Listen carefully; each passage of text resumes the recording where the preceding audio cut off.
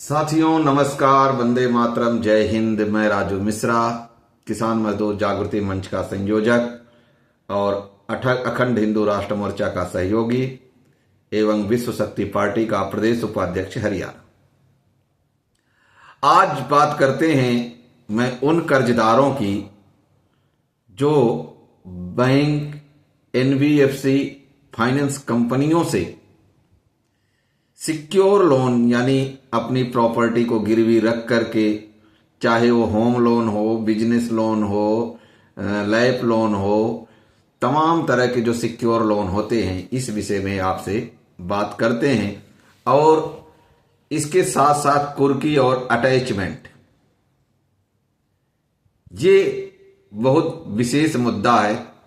अक्सर आपने देखा होगा कि आपके पास जब आप कर्ज को डिफॉल्ट करते हैं यानी ईएमआई देने में विफल हो जाते हैं, 3 ईएमआई देने के बाद, न देने के बाद बैंक आपको एनपीए के साथ साथ डिफॉल्टर घोषित कर देता है। और उस डिफॉल्टर घोषित करने के बाद बैंक आपको बहुत सारे नोटिस पे नोटिस देना शुरू कर देता है। लेकिन आप करते क्या हैं, उस नोटिस के बदले या तो आप बैंक में जाके टेबल टॉक कर लेते हैं अपनी मजबूरी रख के, या फिर आप फोन पे डिस्कस कर लेते हैं, या फिर आप जाकर के किसी बीच में 1-2 आदमी को ले जाकर के मैनेजर से रिक्वेस्ट कर लेते हैं और आप अपने आप को आश्वस्त समझ लेते हैं।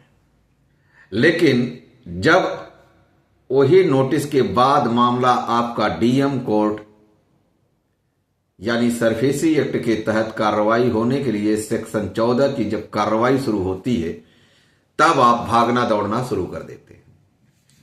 ऐसी स्थिति में जब आप भागना दौड़ना शुरू करते हैं तो आपके पास कोई विकल्प नहीं रहता है। आपके पास सिर्फ और सिर्फ गिनती के 2 या 3 महीने रह जाते हैं। लेकिन यहां पे कुछ बुद्धिजीवी ऐसे भी होते हैं कि जो डीएम आदेश के बाद एमपी, एमएलए, सांसद,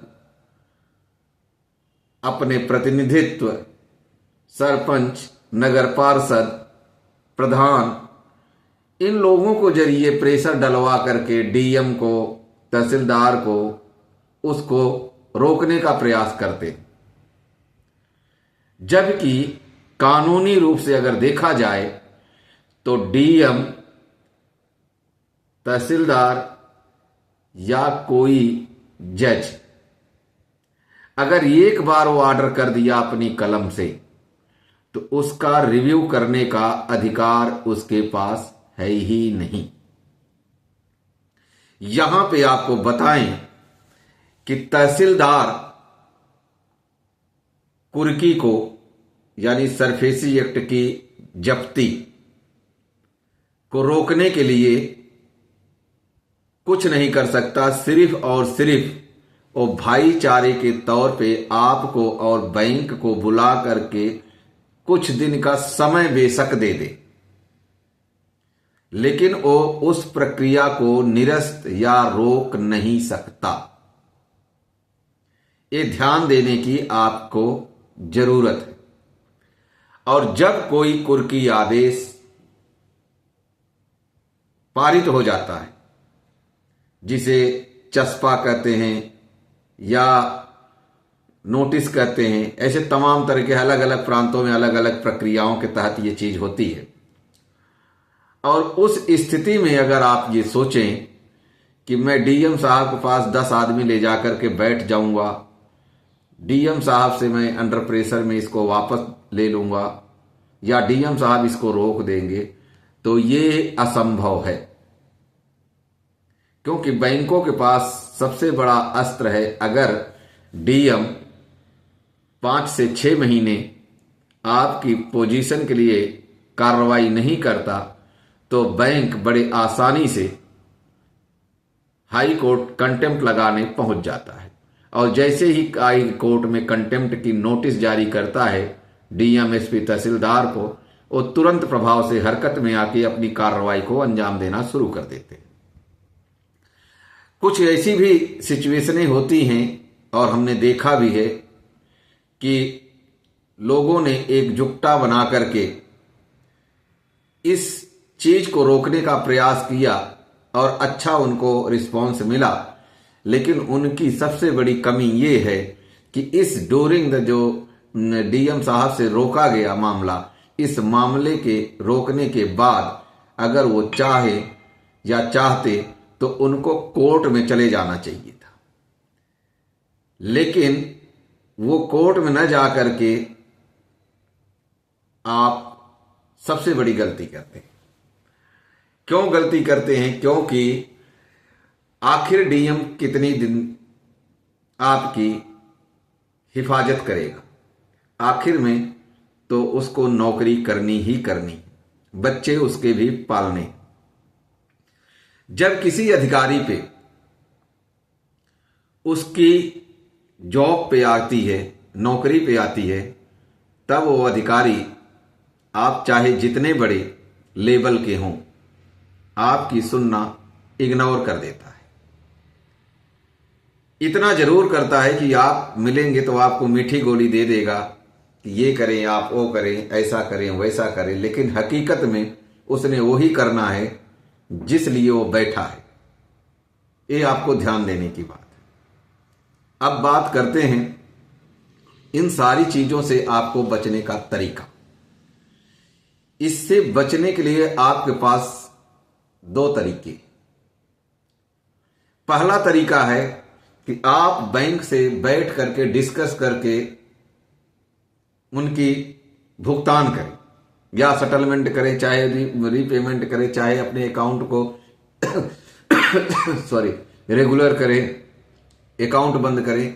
यानी आपके पास पहला जो तरीका है वो है बैंक, एनबीएफसी, फाइनेंस कंपनी से बैठकर टेबल पे बात करने का। दूसरा तरीका आपके पास जो है वो है कोर्ट का रास्ता। जब आप कोर्ट में जाते हैं तब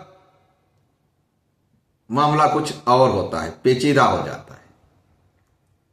यहां एक चीज और आपको बता दें कि ये बैंक, खास करके प्राइवेट बैंक और एनबीएफसी फाइनेंस कंपनियां, ये कस्टमर को इस हद तक गुमराह कर देती हैं कि उनको यहां तक बोल देते हैं कि आपका हम सेटलमेंट कर देते हैं। मान लीजिए आपकी सरफेसी एक्ट के लिए उन्होंने दावा किया 50 लाख का,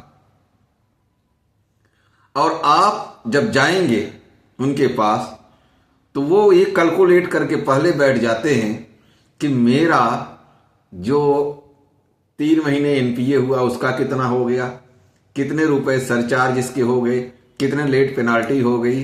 ये सारा चीज कैलकुलेट करके मान लीजिए आपका 2 साल समय निकाल दिया और 2 साल बाद आप जाते हैं तो पहले तो 24 ईएमआई कैलकुलेट करेंगे, उसके बाद उसके ऊपर लगे जुर्माना, ये पैनल इंटरेस्ट दुनिया भर के होते हैं, कंपाउंड इंटरेस्ट बना करके वो पहले पुलिंदा रख लेते हैं और उसमें कम से कम आने वाले 3 महीने की इंस्टॉलमेंट को ऐड कर लेते हैं। ऐसा हुआ है, देखा है हमने प्रैक्टिकल, तब मैं बता रहा हूं। 3 महीने की और कर लिए। अब जैसे मान लीजिए आपकी 25,000 रुपए आपकी या 20,000 रुपए आपकी ये है इंस्टॉलमेंट है। अगर 25,000 रुपए मानते हैं तो साल का 4 लाख होता है। अब 2 साल में आपका 8 लाख रुपए ईएमआई हो गई। अब उस ईएमआई पे पैनल चार्ज, इंस्टॉलमेंट, ये वो दुनिया भर का लगा के, कंपाउंड ब्याज लगा करके अब वो 8 लाख का लगभग डबल हो जाएगा 16 लाख तक। और 16 लाख के बाद 3 महीने का वो सर्कल बना देंगे, मोटी मोटा वो 17-18 लाख रुपए बना लेते हैं। अब 17-18 लाख रुपए तो आपका ये बन गया। 1.5 से 2 लाख रुपए उन्होंने बना लिया आप पे लीगल चार्जेस, यानी 20 हो गए। और उसके बाद उनका जो चार्जेस होता है, रिकवरी चार्जेस, ये चार्जेस ले दे करके ये घुमा फिरा के आपको 25 लाख रुपए तक ले आएंगे। अब आप ये सोचेंगे कि ये तो बहुत बढ़िया ऑफर है, बैंक हमसे 50 लाख रुपए मांग रहा है और अगर 25 लाख रुपए में सेटलमेंट कर रहा है तो इसको करके नक्की करो। अब आपने इधर उधर से कर्ज लिया और 25 लाख रुपए दे करके लोन सेटलमेंट कर लिया। आपने कहा जी मेरा लोन सेटलमेंट हो गया। बैंक यहां पे आपके साथ चाल खेलता है, और चाल क्या खेलता है ये आपको समझने की आवश्यकता है। हो सकता है वो आपको आपकी असली रजिस्ट्री की कॉपी दे दे, रजिस्ट्री की कॉपी आपको दे सकता है, जीरो बैलेंस का स्टेटमेंट दे देगा, यानी हथियार अपने पास रखेगा। और उसके बाद कुछ समय निकलने के बाद, यानी जो 3 महीने का सर्कल लिया है वो, फिर 3 महीने एनपीए, 6 महीने, फिर 6 महीने के बाद आपका चेक वगैरह, ये सारी चीजें करते लगभग 1.5 बाद आपके ऊपर एक सूट दायर करेगा। उसका नाम होगा रिकवरी सूट। फिर आपको पता चलेगा कि ये क्या हो गया, और आप कहोगे जी हमने सेटलमेंट कर लिया, ये मेरे पास ओरिजिनल रजिस्ट्री है, ये मेरे पास जीरो बैलेंस है। तो जो दूसरा मैनेजर होगा वो कहेगा नहीं जी आपने अकाउंट को रेगुलराइज किया था। हो सकता है रजिस्ट्री आपको गलती से आपके पास आ गई हो, या हो सकता है गलती से लिया ना हो, तमाम इस तरीके की बात बना देते हैं। लेकिन अगर वही सेटलमेंट आपका कोर्ट में होता है तो 25 की जगह अगर आपका 30 में होता है तो भी आपका बेनिफिट है। इसलिए बेहतर विकल्प आपका कोर्ट ही होता है। कभी भी आप सेटलमेंट करें तो सिर्फ और सिर्फ कोर्ट के जरिए या कोर्ट के गाइडलाइन या कोर्ट के संज्ञान में डालते हुए ही करें, तभी आप जाकर के अपनी प्रॉपर्टी संपत्ति बचा सकते हैं। अन्यथा आप जितना मर्जी धरना प्रदर्शन कर लें, जितना मर्जी आप डीएम के ऊपर दबाव डाल लें, जितना मर्जी तहसीलदार को घेर लें, आखिर में आपकी संपत्ति जाना तय है। और अगर आप ये ख्वाब लिए बैठे हों कि हमारा लोन माफ हो जाएगा, तो ये आज के टाइम पर बिल्कुल असंभव है। असंभव इसलिए है कि हमारे देश की जनता जाग नहीं रही है। हालांकि अगर जनता जाग जाए तो ये बैंक 1 घंटे के अंदर अंदर हमारा देश छोड़ करके फरार हो जाए। लेकिन आज स्थिति ये है कि रामलाल के घर पे संपत्ति कुर्की हो रही है और श्यामलाल छत के ऊपर से मजे ले रहा है। श्यामलाल आकर के रामलाल के घर को बचाने का प्रयास ही नहीं करता, चाहे अगले दिन श्यामलाल की कुर्की क्यों ना। इसलिए मेरे दोस्तों, आपको जागने की आवश्यकता है, इसलिए आपको सजग रहने की आवश्यकता है, इसलिए आपको कोर्ट कानून के दायरे से कार्रवाई करना है। कई लोग ये भी बताते हैं कि हमारे पास लोन के ये ऐसे ऐसे नोटिस आया था, हमने उसको फाड़ के फेंक दिया। बहुत बढ़िया काम किया, क्योंकि कुछ यूट्यूबर कहते हैं कि उसको नोटिस आया, कुछ नहीं होता, फाड़ के फेंक दो, तो हमने फाड़ के फेंक दिया। ये आप सबसे बड़ी गलती करते हैं। बैंक द्वारा भेजा गया कोई भी कागज, उसका आप रिप्लाई रिटर्न में दें, और अगर रिप्लाई नहीं देते हैं तो उसे अपने पास सुरक्षित रखें, ताकि भविष्य में आप अपने वकील के पास लेके जाएं तो वो देख सकता है कि बैंक ने क्या क्या कार्रवाई की है। उम्मीद है कि आज की वीडियो आपको ज्यादा अच्छी लगी होगी, आप समझ जाएंगे, और इसी उम्मीद के साथ ही वीडियो आपको बना के डाला हूं। आपसे गुजारिश है कि आप वीडियो को अधिक से अधिक शेयर करें, और अगर आप कर्ज पीड़ित हैं तो आप किसान मजदूर जागृति मंच के व्हाट्सएप नंबर 94 684 77 951 पर मैसेज भी कर सकते हैं, जय हिंद, वंदे मातरम।